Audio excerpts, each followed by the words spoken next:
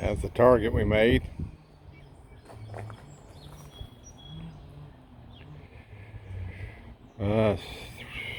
The circle's about 10 inches. A couple of ears coming off of it. It's 3 inch or 3/8 inch thick. Rest of it's just pipe. That's 3/8 inch thick. It's just an ear. And of course, I call these the bow ties. I'll give you a measurement in just a second. All this just comes apart in case you want to take it out in the field, put it together. It's 2 inches to 2 inches, 10-inch plate.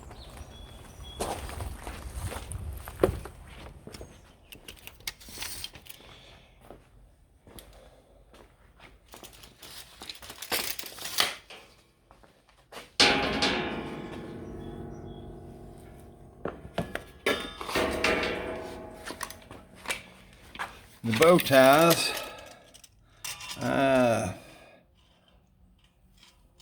they're about 5 inches.